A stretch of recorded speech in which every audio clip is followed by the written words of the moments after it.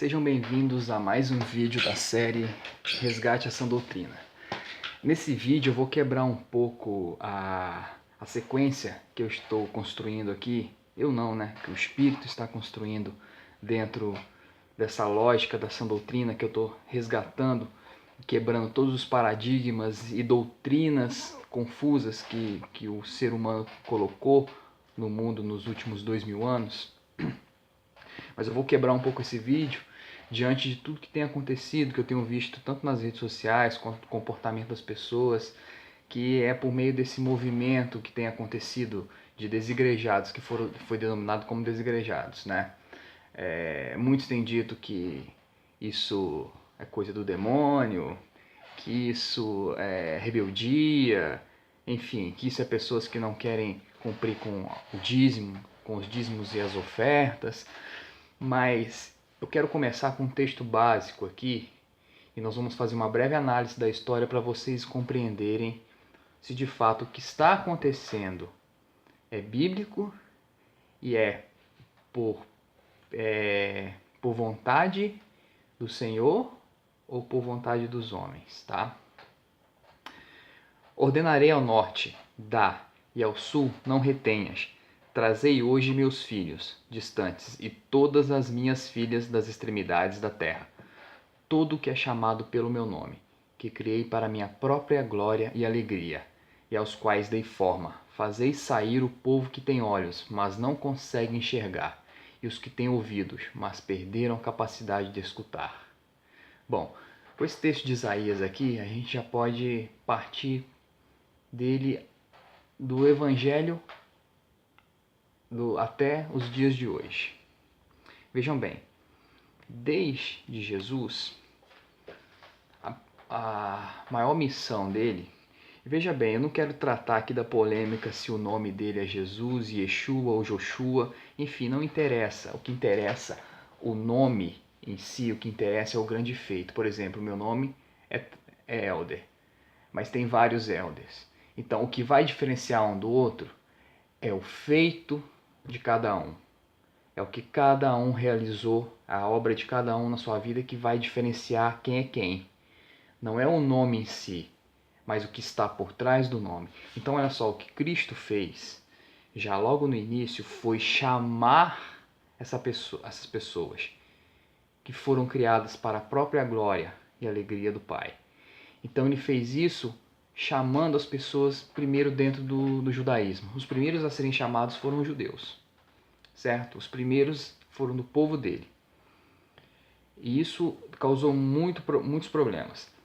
Após a inauguração da igreja pelos apóstolos, os apóstolos continuaram chamando. E depois foram até os gentios, retirar os gentios do paganismo. Com o crescimento do cristianismo e as infiltrações de doutrinas falsas e filosofias contrárias à doutrina deixada por Cristo, muitos se desviaram. E aí entrou Constantino na história. Durante a era Constantino, o Senhor continuou chamando as pessoas de dentro daquele novo sistema que havia sido criado. Quando a igreja se tornou um império e se tornou o papado que é, Deus continuou chamando as pessoas para fora do novo sistema que foi criado. Então, a cada criação de sistema religioso novo, Deus continuou chamando os seus escolhidos de dentro. Foi assim que começou o movimento protestante. Foi assim que a reforma se deu início. Mas ela também se perdeu e criou um novo sistema. Mas Deus continuou chamando as pessoas de dentro. E hoje nós temos um sistema religioso, que é um sistema que eu denomino de cristianismo moderno, que também Deus tem chamado pessoas para fora. Mas da mesma forma que nas outras épocas para trás, a gente tem que analisar a história, porque a história contém as evidências. Então, da mesma forma lá para trás que Deus chamou essas pessoas e outros vieram com intenções ocultas, intenções erradas e criaram novos segmentos religiosos, hoje não é diferente. Ao mesmo tempo que Deus está chamando os seus, né? Ao mesmo tempo que Deus está retirando desse atual sistema religioso o seu povo, os seus escolhidos, para lhes dar conhecimento, para lhes dar visão, para lhes abrir os ouvidos para ouvir a verdade, ao mesmo tempo pessoas também estão vindo com eles. Então, o que está se fazendo agora é tentativa de criar novos movimentos. Só que isso está sendo quebrado. Quebrado porque, como o próprio Cristo disse em Mateus 24, ele diz que e este evangelho será pregado em todo o mundo, e então virá o fim. Que evangelho? Porque o evangelho está sendo pregado desde os apóstolos. Começou com a sã doutrina, depois ela foi perdendo toda a sua estrutura real e ganhando novas caras durante os séculos. Então esses evangelhos eram falsos, por isso que o fim não veio. Mas agora, o evangelho que está vindo, pode ter certeza que esse evangelho que está vindo é o verdadeiro evangelho, é o mesmo evangelho que os apóstolos pregavam, da mesma forma, a mesma simplicidade, o mesmo conteúdo. E ao mesmo tempo, as vãs filosofias, as doutrinas dos homens têm tentado engolir como naquela época, como Paulo muitas vezes escreveu. Então, olha só, nesse primeiro versículo aqui a gente já percebe uma coisa, que não sou eu, não é você, não é ninguém, ser humano, que tem que aceite Jesus e será salvo. Não. É o Senhor quem cria e escolhe os seus. Ele chama os seus escolhidos. É Deus quem escolhe. É Deus quem separa. Não sou eu que escolho. Não é você que aceita. É Deus, é o Senhor, é o Altíssimo que nos aceita. Não somos nós. É a primeira desmistificação dessas doutrinas. Então começa por aí. E esse negócio de ganhar almas também. Ninguém ganha almas para ninguém. Porque é o Senhor quem separa, que já tem o seu povo pré-definido, pré-escolhido. Certo? Não tem para onde correr. Agora, a gente precisa entender o que é igreja. Igreja é uma definição latinizada da palavra ecclesia, que é a junção de duas palavras, ek e ecclesia, que significa chamados para fora. Olha só, a junção dessas duas palavras é que é para fora e ecclesia é chamados. Significa chamados para fora. Agora, chamados para fora de quê? De quê? Para isso a gente tem que ler a parábola que Jesus deixou lá em João, para entender chamados para fora de quê. Vamos ler aqui. Em verdade vos digo, o que não entra pela porta no aprisco das ovelhas, mas sobe por outra parte, este é ladrão e salteador. Aquele, porém, que entra pela porta, esse é o pastor das ovelhas. Para este, o porteiro abre, as ovelhas ouvem a sua voz e chama pelo nome as suas próprias ovelhas e as conduz para fora. Depois de fazer sair todas as que lhe pertencem, vai adiante delas, e elas o seguem, porque lhe reconhecem a voz. Mas de modo nenhum seguirão o estranho, antes fugirão dele, porque não conhecem a voz dos estranhos. Olha só, quando Jesus contou essa parábola, os apóstolos não entenderam. Eles não compreenderam, ele teve que explicar. Mais à frente ele explica. Ele explica quem são os mercenários, né? Ele explica quem é que veio para roubar, matar e destruir. E ele diz, eu sou o bom pastor. Aquele que escuta a minha voz e vem até mim, este sim faz parte do meu aprisco. E ele ainda completa, eu tenho muitas ovelhas fora deste aprisco. Que aprisco que ele estava se referindo? Ao judaísmo. Não é aos judeus, é a religião. Aprisco, ali no caso, era a prisão em que eles estavam. É o curral que eles estavam. Então, ele dá toda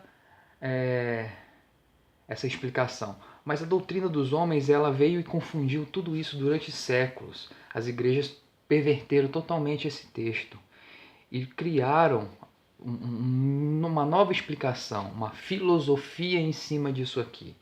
Mas se você reparar, olha só, ele diz que o ladrão, ele não entra pela porta, mas sobe por outra parte. Isso aqui já mostra que o ladrão é aquele que cria novos caminhos, novas entradas. Então, a doutrina dos homens, a doutrina que foi ensinada durante esses últimos 2000 anos, tirando os primeiros 100 anos da nossa era, que foi o período dos apóstolos, todas as doutrinas ensinadas pelo calvinismo, pelos presbiterianos, pela católica, pelos protestantes, elas são passagens abertas por esses ladrões e salteadores, porque eles não vêm pela porta, eles procuram outras passagens. Esse é o problema. Então, essas passagens que foram criadas, elas começaram a ruína nesse nosso período. E a ruína dessas passagens fez com que muitos se decepcionassem e saíssem das igrejas. Então, assim, o que acontece? Essa doutrina da prosperidade, essa doutrina do muito servir, essa doutrina de colocar tudo que tens no altar, as pessoas vão com o coração aberto achando que aquilo é verdade. E elas se sacrificam, elas fazem o seu melhor, esperando que Deus retribui com o melhor deles. E as orações dessas pessoas não são ouvidas. Se você pegar os textos de Jeremias e Isaías, lá Deus avisa por que as orações dessas pessoas não estão sendo ouvidas. Porque elas estão totalmente numa doutrina errada, numa doutrina humana. Eles criaram um caráter de Deus que não é verdadeiro. Então, como é que o verdadeiro Deus, o Altíssimo, vai responder às orações se essas pessoas forjaram através das doutrinas e das filosofias dos homens um caráter desvirtuado do Altíssimo e do seu Filho? Ele não vai responder essas orações. Então, essas pessoas se decepcionam e saem. Saem porque não tiveram atendidos os seus pedidos. E aí vem o movimento que ficou conhecido como o movimento dos desigrejados. Mas ao mesmo tempo que essas pessoas que se decepcionam estão saindo do sistema religioso, aqueles que pertencem ao Senhor, que de fato são os escolhidos, pertencem ao remanescente, também estão saindo, mas por motivos diferentes, tá?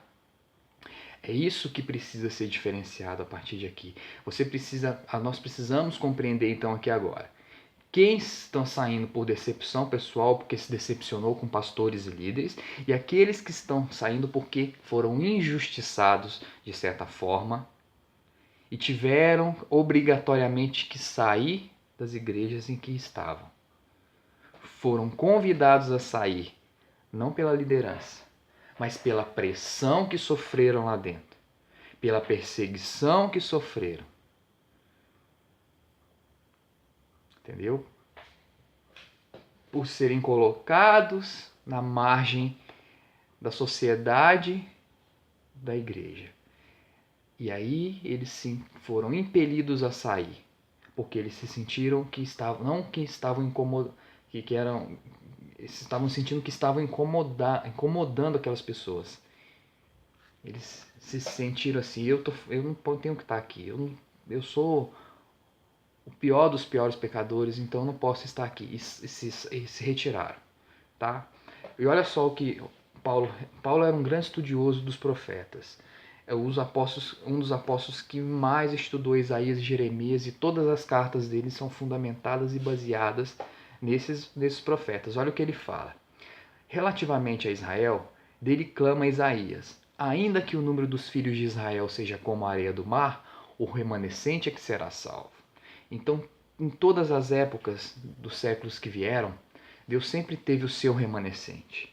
Sempre teve aqueles que eram salvos. Agora, o que é remanescente? As igrejas eu vejo que elas pregam um avivamento, algo sobrenatural, como se isso fosse acontecer. E eles ficam forçando para que isso aconteça. Você pegar Benny Hinn fez isso, todos esses evangelistas norte-americanos tentaram forjar um avivamento do Espírito Santo. Isso não é bíblico, nunca foi. Deus sempre teve os seus ali. Um grupo pequeno dentro de todas as eras, que era o seu remanescente. O que significa remanescente? Remanescente significa os que sobraram. Os poucos sobreviventes de uma guerra, de uma grande batalha. Isso é remanescente. Então não são muitos. Então esse movimento que a gente está vendo com muitos saindo, pode ter certeza que nem todos, 10% talvez, eu estou chutando aqui, isso aí é um achismo meu, mas eu vou te dizer que às vezes até menos do que isso, pelo que eu tenho visto, são de fato um povo que pertence ao remanescente de Deus. E muitos que ainda que são do remanescente ainda estão lá. Não saíram, mas na mente já começou a transformação, mas estão lá dentro porque entenderam que é necessário estar ali para ajudar aqueles perdidos que ali estão. Porque estão vendo que a liderança, que os pastores não estão preocupados com isso, mas eles assumiram essa postura. Então cada um tem um chamado diferente e cada um está se posicionando de acordo com o seu chamado. Então não podemos julgar aqueles que ficam, aqueles que saem, tá? Então, diferente do que a doutrina dos homens ensina também, Israel não é um estado, um povo e sua cultura, uma nação visível e que habita no mesmo território. Não, Israel está espalhado por todos os 4 cantos da terra. É um indivíduo que para Deus é considerado pertencente à nação de Israel. E quem é esse indivíduo? É aquele que faz a vontade do Senhor. É aquele que se submete a fazer a vontade do Senhor. Este é Israel. Se a gente pegar Abraão, quando foi chamado para fundar uma nova nação, ele se submeteu à vontade do Senhor. Aí Deus falou: de ti farei uma grande nação. Quando Isaac e Jacó fizeram a mesma coisa, quando Jacó teve o nome transformado, quando ele se submeteu a Deus, a obedecê-lo de fato, Deus mudou o nome dele para Israel. É uma submissão a Deus que você ganha o título de pertencer à nação de Israel. E essa nação de Israel, ela ainda virá no futuro, ela será inaugurada. Ela não é agora, tá? Mas agora, como então entender? Como se submeter à vontade de Deus? Como entender? Porque essa doutrina dos homens está ensinando que se submeter à vontade de Deus é você fazer oferta, é você ir nas campanhas, é você fazer evangelismo, é você fazer programações evangelísticas, é você se matar dentro da igreja trabalhando que nem um condenado, enquanto o seu casamento está se acabando, enquanto seus filhos estão se perdendo, e você está lá na igreja batalhando, rezando e orando de joelho, esperando um milagre acontecer. Isso não é se submeter à vontade do Altíssimo. Isso é uma fé cega. Isso não é uma fé genuína. É uma crença que está sendo, nesse exato momento, abalado por todos os cantos da terra, em todas as denominações religiosas, porque é uma crença que não produz frutos, não produz resultados, não produz transformação de caráter, não produz nada de bom, porque é como se você estivesse afundando e com peso cada vez mais pesado nas suas costas. Por isso que Jesus diz: sigam, peguem o meu fardo é leve. Entendeu? E as religiões colocam um fardo pesado nas costas das pessoas. Então, submeter à vontade de Deus não é fazer isso. Tem vários textos, tá? Que falam sobre submissão. Cristo mesmo ensina isso nos 4 evangelhos, a gente vê isso o tempo todo. Paulo escreve isso várias vezes na carta, mas eu vou pegar um texto aqui que é uma síntese completa disso tudo. E está lá em Pedro. Amados, não vos assusteis com a provação que surge entre vós, como fogo ardente, com o objetivo de provar a vossa fé. Não entendais isso como se algo estranho vos estivesse acontecendo. Contudo, alegrai-vos por seres participantes dos sofrimentos de Cristo, para que também vos alegreis e exulteis na revelação da sua glória. Se sois insultados por causa do nome de Cristo, bem-aventurados sois, porquanto sobre vós repousa o Espírito da glória, o Espírito de Deus. Mas nenhum de vós sofra como homicida, ladrão, praticante do mal, ou como quem se intromete em negócios alheios. Entretanto, se sofrer como cristão, não se envergonhe disso, antes glorifique a Deus por meio deste nome, pois chegou a hora de começar o julgamento pela casa de Deus, e se começa primeiro conosco. Qual será o fim daqueles que não obedecem ao Evangelho de Deus? E se é com dificuldade que o justo é salvo, que será do ímpio pecador? Olha só, se submeter à vontade de Deus é se submeter às provações que Ele coloca em nossas vidas. Então, fogo ardente são as aflições que nós sofremos. são as decepções que nós sofremos, são as depressões que nós sofremos. Isso não é doença. Isso é um fogo que o Senhor manda para nos provar, para nos purificar. Se submeter aos problemas da vida e não fugir deles é se submeter à vontade de Deus. Por quê? Porque esse é o objetivo para provar a fé daqueles que realmente são. É assim que Deus testa o coração. É assim que Deus separa o joio do trigo. Isso, a gente que conhece o Evangelho não pode entender isso como algo estranho, como as igrejas ensinam. Ah, isso é obra do demônio, isso é obra de Satanás, isso tudo que está acontecendo de ruim é o diabo. Tudo virou o diabo. Não. Não entendam isso como algo estranho, entendam isso como a mão de Deus ali, porque Ele mesmo diz, se começa o julgamento pela minha casa, o que dirá daqueles que não são? Então, ao mesmo tempo que Deus está derramando aflições, tribulações, sofrimentos para os seus chamados, os não chamados também estão sofrendo. Por isso que Paulo diz, a tribulação virá para todos, seja grego, seja judeu, todos enfrentarão tribulação. A diferença é que aqueles que se submetem à vontade de Deus aceitam as tribulações como refinamento e não como obra do inimigo, como muitos tentam ensinar por aí, né? Então, quem são aqueles que ouvem a voz do pastor, do bom pastor? Bem, vamos novamente para as Escrituras. Bem-aventurados sois quando as pessoas vos odiarem, vos expulsarem do convívio delas, vos insultarem e excluírem vosso nome, julgando-o indigno, por causa do Filho do Homem. Regozijai-vos nesse dia e saltai de alegria, porquanto imensa é a vossa recompensa no céu. Pois desta mesma maneira os antepassados agiram contra os profetas. Bem, aqui está a resposta. Aqueles que estão saindo por decepção pessoal, decepção por liderança, pastorado, enfim, porque não tiveram suas orações atendidas, seus sacrifícios respondidos conforme aquilo que elas foram ensinadas, conforme a crença delas, elas estão saindo. Agora, aqueles que estão ali porque possuem genuinamente a fé no Altíssimo e seu Filho, estão ali para se submeter a Ele e passam por estas coisas e saem, são expulsos da presença dessas pessoas, são humilhadas, são excluídas, são julgados indignos. E veja que a palavra aqui é poneros em grego.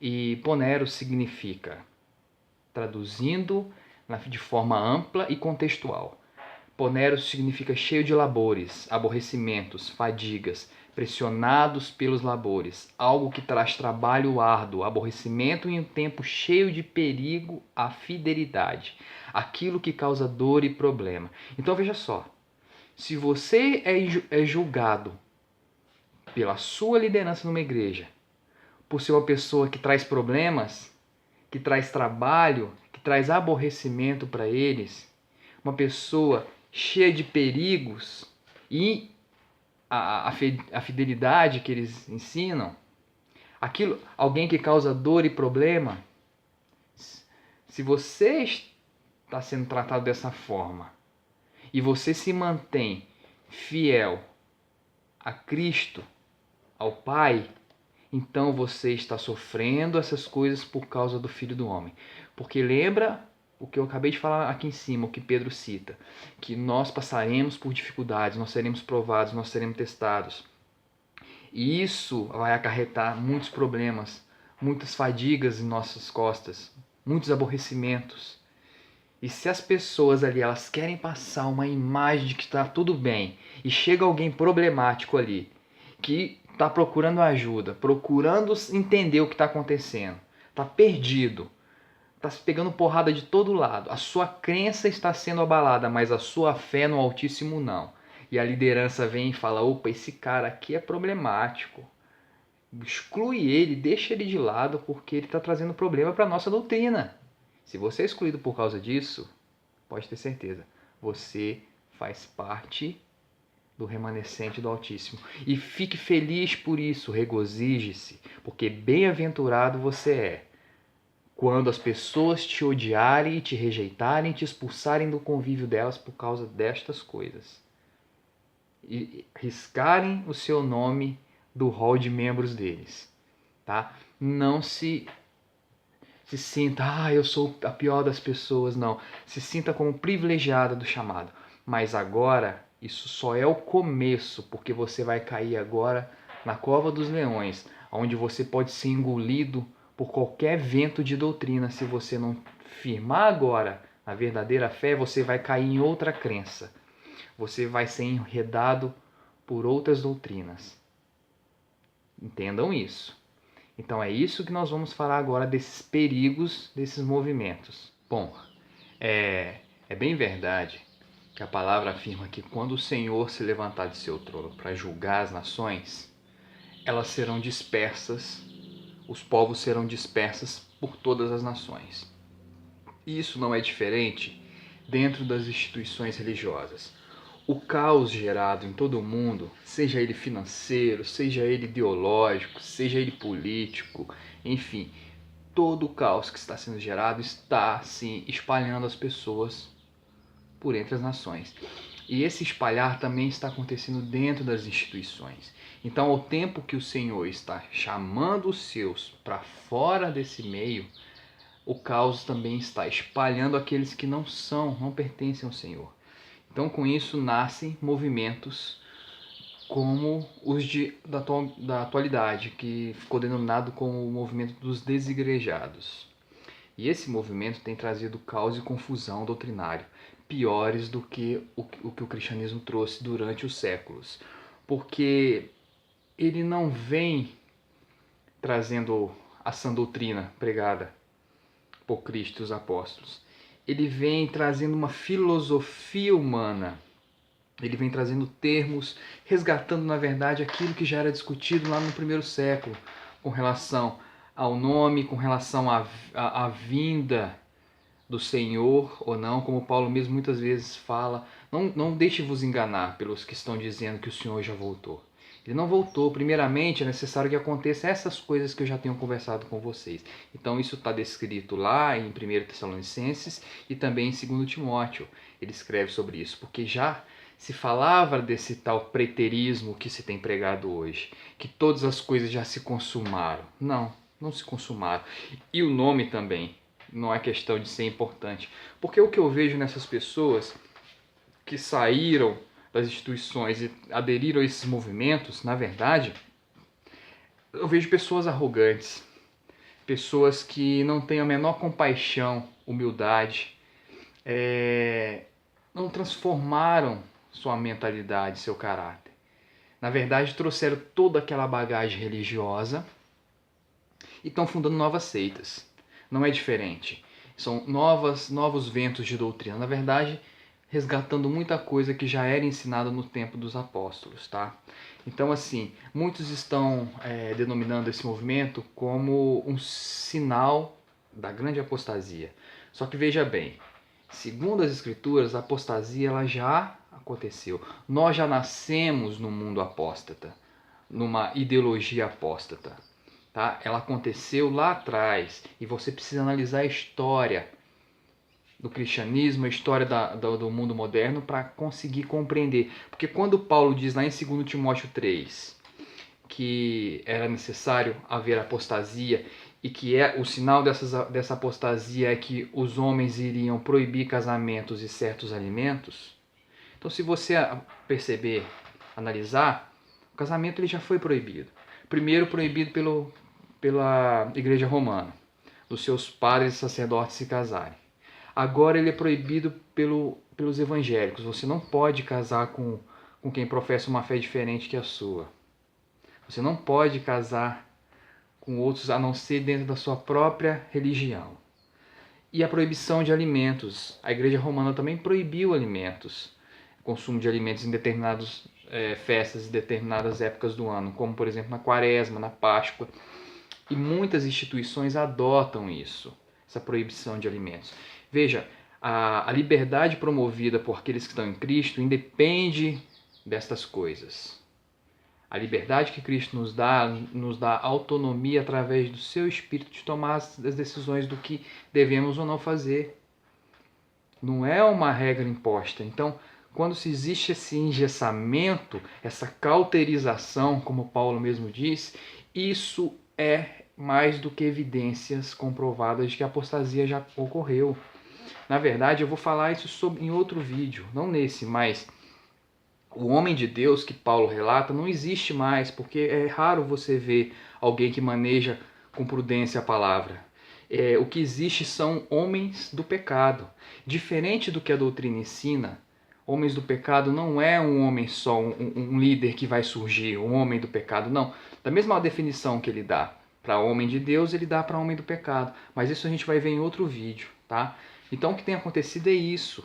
Essas pessoas estão vindo e tentando trazer novos enganos, trazer dúvidas ao nosso pensamento, ao nosso relacionamento com o Criador. Então, Deus, sabendo dessas coisas também, Ele coloca em Sua palavra coisas para nos lembrar daquilo que nós temos que firmar a nossa fé. E olha só o que Ele fala.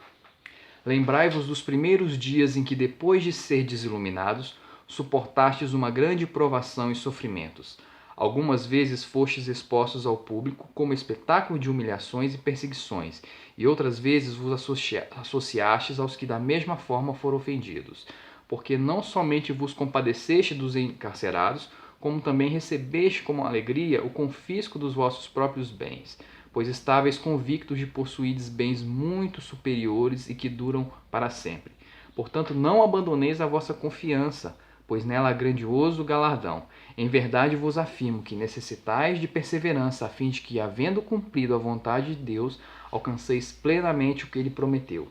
Pois dentro de pouco tempo aquele que vem virá, e não tardará. Mas o justo, este viverá pela fé. Contudo, se retroceder, minha alma não se agradará dele. Nós, entretanto, não somos dos que regridem para a perdição, mas sim dos que creem e salvos seguem avante. Olha só, a palavra já previa isso, que aqueles que fossem chamados para compor o remanescente poderiam cair em certos enganos.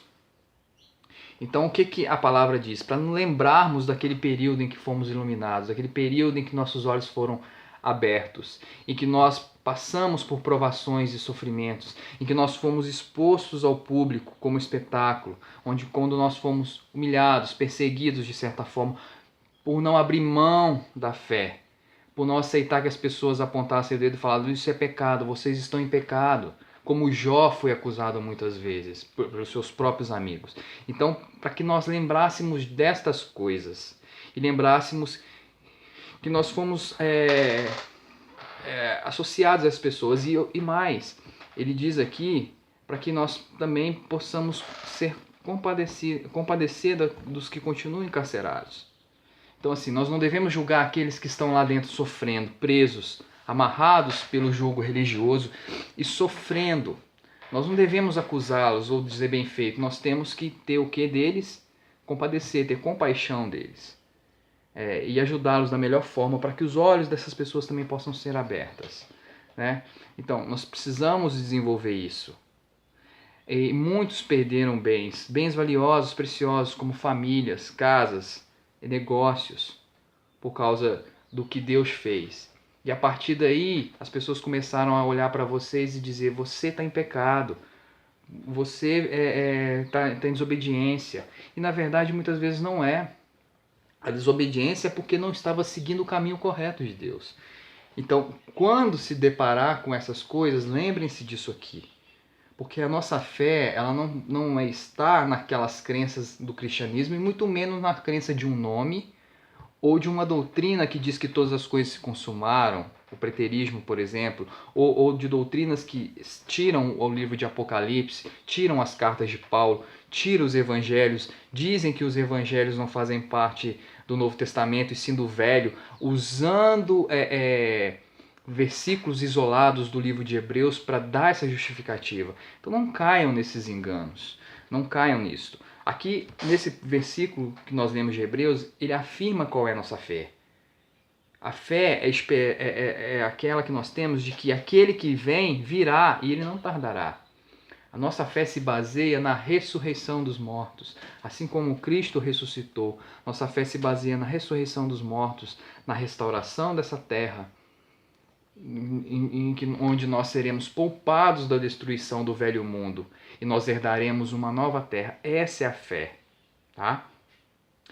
E aqui ele diz que a salvação, ela é um processo. Você não simplesmente aceita Jesus e estará salvo. Não, nós não temos nem que aceitá-lo. Ele que tem que nos aceitar. E para nos aceitar nós temos que nos humilhar e reconhecer que estamos errados e nos arrepender. Né? Como eu já tenho dito em outros vídeos, eu disse em um vídeo anterior sobre arrependimento. Então nós temos que mudar a nossa mentalidade, nossa forma de pensar, nossa forma de avaliar o caráter do Altíssimo, o caráter do seu Filho, mudarmos isso e nos arrependermos para seguir, porque a salvação é um processo e ela se dará no final desse processo, quando Cristo rasgar os céus e retirar e proteger o seu remanescente da destruição. Isso é salvação. Seremos salvos da destruição. Não é com a morte que somos salvos, não é morrer em Cristo que somos salvos. É com a destruição que virá por esse mundo que seremos salvos. O próprio Isaías 24 fala sobre isso, que toda a terra será destruída e somente alguns poucos sobreviverão. Isso é salvação, tá? A gente precisa entender que os tempos eles são cruéis, eles são muito escarnecedores e tão confusos em seus vários ramos ideológicos que tem se tornado quase impossível perseverar nesta fé. Na verdade, essa fé foi tirada, porque o conceito sobre morte, o conceito sobre vida eterna, o conceito sobre ressurreição, o conceito sobre novo céu e nova terra, foi totalmente desvirtuado pela doutrina dos nomes. Então nós não conseguimos se firmar nessa fé. As pessoas estão apavoradas. Então precisamos se firmar na verdade contida nas Escrituras, e não é em textos isolados. Né? Sabendo desses perigos que o remanescente enfrentaria nos momentos finais do reinado dos homens, sabendo deste perigo é que o Senhor afirma que ele será reduzido esse período. Porque se assim não fosse, nem os escolhidos seriam salvos. Para você ver a gravidade disso tudo. Essa situação é muito grave. Todos estão inseridos. Todos. Né? Eu quero citar também aqui um texto de Isaías, para a gente finalizar esse vídeo. Eu não quero alongar muito, mas é difícil não alongar esses vídeos, porque não dá para fazer um vídeo compilado. Você tem que trazer o máximo de informações possíveis. E é tantos versículos sobre isso, esse tema que eu tenho dito aqui, que eu poderia ficar horas aqui, explanando um por um, interligando um a um, para montar esse quebra-cabeça. Mas isso eu vou fazer no decorrer dos vídeos que eu for fazendo sobre outros temas. Eu sempre vou trazer esses versículos. Mas eu quero deixar evidente aqui que toda a humanidade está inserida nesse juízo que Deus está fazendo com relação à humanidade desse tempo de agora. Todos. Mas olha só a diferença entre aqueles que pertencem ao remanescente e aqueles que não são. Isaías diz assim: os pecadores ficaram apavorados, o tremor se apoderou dos ímpios. Quem dentre nós poderá permanecer junto ao fogo devorador? Quem dentre nós poderá manter-se próximo aos braseiros eternos? Aquele que anda corretamente, que pratica a justiça e fala o que é verdade, que recusa o lucro desonesto, cuja mão não aceita suborno ou qualquer exploração, que tapa os ouvidos para não ouvir falar de planos e tramas de homicídios, e fecha os olhos a fim de não contemplar o mal. É este, pois, o homem que habitará nas alturas, seu refúgio será a fortaleza das rochas, terá suprimento de pão e água pura, não lhes faltará. Olha só, enquanto todos estão apavorados, estão em pânico com tudo que está acontecendo, com todas essas inversões de valores, com todas essas crises mundo afora, com todas essas mudanças climáticas e chuvas em regiões que nunca choveram, como no deserto na Arábia Saudita, né? Com furacões, terremotos, enfim, toda essa calamidade. E vendo ainda a loucura expressada nas atitudes das pessoas, né? Isso é demonstração de que o fogo consumidor, o fogo devorador, está sendo lançado sobre a humanidade. O Senhor está consumindo eles nós com aflições. Agora, olha a diferença. Ao mesmo tempo, os pecadores, aqueles que estão em rebeldia, que estão contra o caminho estipulado pelo Altíssimo, eles se apavoram. Mas aí ele pergunta aqui, quem dentre nós poderá manter-se próximo a esses braseiros? Quem suportará isso? Aquele que anda corretamente, que pratica a justiça e fala o que é verdade. Agora olha só, a justiça aqui é esta que foi criada nos moldes da justiça traçada pela lei dos homens? Obviamente que não. A justiça aqui ela está nos evangelhos. A justiça aqui ela está representada em Cristo, em que Cristo fez. Na verdade, ele não se entregou para morrer em nosso lugar. Ele sofreu as consequências de falar a verdade, de mostrar um padrão de adoração ao verdadeiro Deus. E por causa do pecado da humanidade, ele foi morto, ele foi assassinado, porque tentaram calá-lo. Então, essa é a justiça.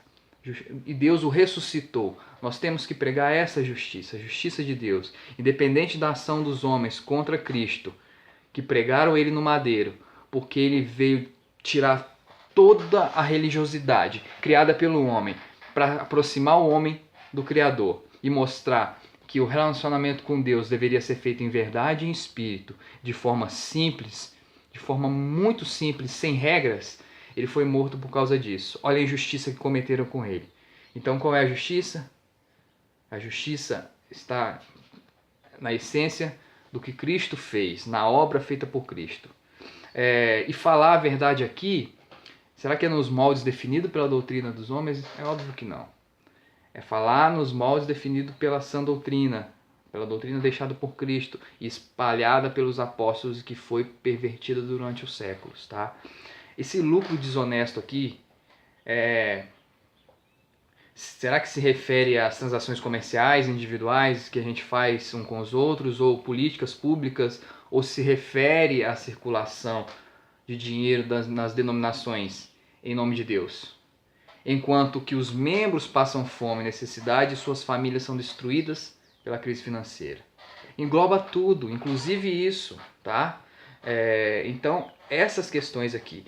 Aqueles que não se contentam com isso, que na verdade se opõem a isso, que tapa seus ouvidos, que não quer ver isso, né? Que julga isso errado, não compreendendo o porquê, mas vê que isso é errado, não conhece todas as escrituras, mas vê que isso é errado, é esse que escapará, são esses que serão retirados e chamados, os que não são coniventes com o sistema deste mundo. Tá? E aqui, olha só, no final do verso ele diz que esses homens habitarão nas alturas, seu refúgio será a fortaleza das rochas. Ora, aqui ele está dizendo, aqui é uma tipologia, né, afirmando que aqueles que têm esse caráter embutido, Deus irá abrir seus olhos, irá protegê-los, irá dar conhecimento, eles estarão firmados na verdade, na verdadeira rocha, e nada os abalará. Nada os abalará. E eles receberão suprimento de pão, que é a palavra, e da água pura não lhes faltará. Que água pura é essa? É Cristo, que ele diz, eu sou a água, aquele que beber de mim não terá sede. Então, aqueles que realmente têm os olhos abertos, não se assustam com o que está acontecendo. Na verdade, eles sabem muito bem o que está acontecendo e o que está vindo, o que vai vir ainda por acontecer. E eles não se assustam, não se apavoram, porque eles estão firmados na verdadeira rocha. Entenderam? Então, mesmo esses firmados na verdadeira rocha, se esses tempos não forem abreviados, porque é tanto engano surgindo, que até esses que estão firmados na rocha podem cair em erro. Eu mesmo por várias vezes quase caí em erro. Quase titubeei nessas doutrinas que estão sendo ensinadas, tá? Mas para fechar isso aqui, vou citar outro verso de Isaías. Conduzirei os cegos por caminhos que eles não conheceram, por veredas desconhecidas eu os guiarei. Tornarei as mais densas trevas em luz diante deles e farei retos os lugares acidentados. Eis apenas algumas das transformações que realizarei. Eu jamais os desampararei, Cobertos de vergonha e humilhação, recuarão aqueles que confiam em ídolos. Então esse momento já está chegando.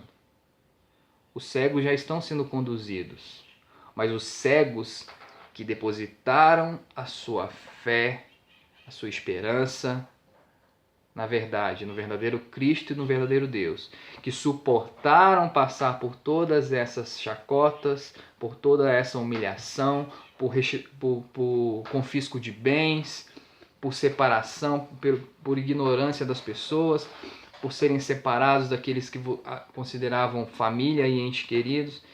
Estes estão sendo conduzidos e preparados para não passar vergonha nem humilhação, porque aqueles que continuarem dentro dessa idolatria sistemática, estes serão humilhados. E a humilhação está ficando evidente todos os dias, em cada palavra que essas pessoas proferem, em cada texto, em cada discurso, você vê as contradições. É nítido e notório a falta de entendimento, a falta de sabedoria. Então, vejam que este é o segredo da graça operante, tá? E muitas vezes denominado pelas doutrinas dos homens como o período em que a porta da graça estará aberta. Mas isso está errado, isso não tem nada a ver com a verdade contida nas Escrituras. A porta da graça não se fechará, um povo não será arrebatado e outro ficará aqui para ser provado e testado e terá uma nova chance, como se ensina. Não é assim que funciona. A graça, ou seja, o favor imerecido, ele se mostra vigorante ao mesmo tempo em que o juízo do Altíssimo está sendo derramado sobre essa humanidade caída. Você vê isso nos textos de Isaías, Jeremias, de Paulo, enfim, todos os textos que eu citei aqui, você vê isso. Porque ao tempo que o Senhor está trazendo confusão doutrinária e ideológica, revelando os demônios e aves impuras que muito tempo estiveram escondidos na civilização moderna e colocavam seus planos ali secretamente em andamento, e agora está tudo sendo revelado, né? Fica evidente que esses planos é que são a causa da destruição de toda a civilização moderna. Essa é a verdadeira queda da Babilônia descrita em Apocalipse. E condenando os homens em suas práticas e obstinações orgulhosas, segundo seus próprios entendimentos. Eles estão sendo condenados por si mesmos. O Senhor está conduzindo alguns cegos por caminhos que até então eram desconhecidos. Caminhos estes que os levará a permanecer convictos de que fizeram a escolha certa, seguindo avante em meio a todo esse fogo cruzado, na esperança de serem salvos, ou seja, resgatados pelo Senhor da destruição vindoura e inevitável deste mundo, para que esse povo, enfim, possam herdar o novo céu e a nova terra que será inaugurado após a destruição deste mundo criado pela Babilônia, pela civilização que se opôs em todos os aspectos ao Criador.